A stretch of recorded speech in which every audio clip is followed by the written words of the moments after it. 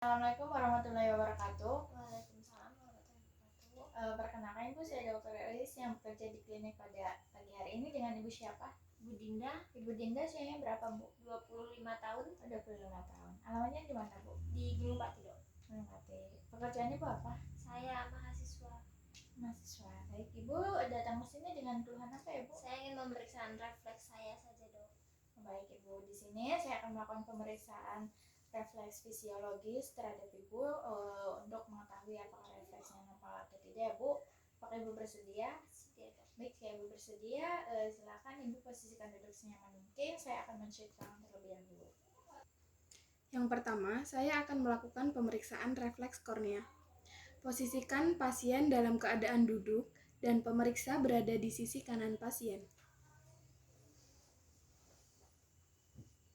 Kemudian mintalah pasien untuk melirik ke arah berlawanan dengan arah datangnya stimulus. Selanjutnya, kornea mata disentuh dengan sepotong kapas dan ujungnya dipilin hingga runcing.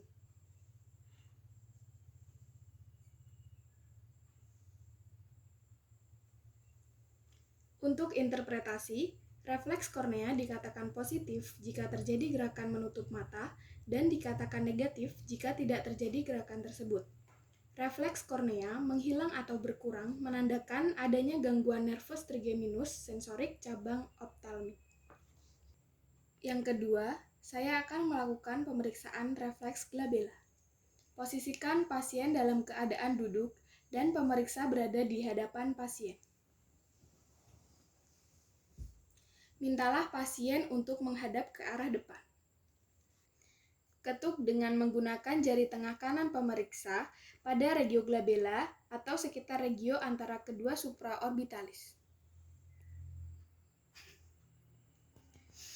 Untuk interpretasi, refleks glabella dikatakan positif jika terjadi gerakan kontraksi singkat kedua musculus orbicularis oculi dan dikatakan negatif jika tidak terjadi gerakan tersebut. Refleks glabella menghilang atau berkurang menandakan adanya gangguan nervus facialis dan meningkat pada sindroma Parkinson. Yang ketiga, saya akan melakukan pemeriksaan refleks rahang bawah. Posisikan pasien dalam keadaan duduk dan pemeriksa berada di hadapan pasien. Mintalah pasien sedikit membuka mulut dan jari telunjuk kiri pemeriksa melintang di dagu pasien. Ketuk dengan menggunakan refleks hammer pada jari telunjuk kiri pemeriksa. Untuk interpretasi, refleks rahang bawah dikatakan positif jika tampak mulut merapat akibat kontraksi musculus masseter dan dikatakan negatif jika tidak terjadi gerakan tersebut. Yang terakhir, saya akan melakukan pemeriksaan refleks fleksor jari-jari tangan. Yang pertama, posisikan pasien dalam keadaan duduk dan pemeriksa berada di sisi kanan pasien.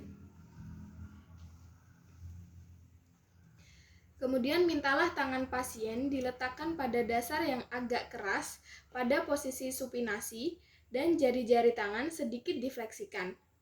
Kemudian, jari telunjuk kiri pemeriksa diletakkan menyilang pada permukaan volar jari-jari. Kemudian, ketuk dengan menggunakan refleks hammer pada jari telunjuk kiri pemeriksa.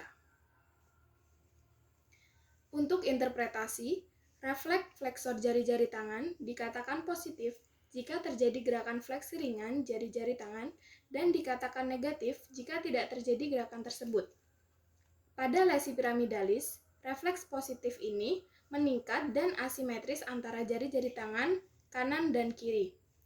Lengkung refleks ini melalui nervus medianus dan nervus ulnaris yang berpusat di cervical 6 hingga thoracal 6.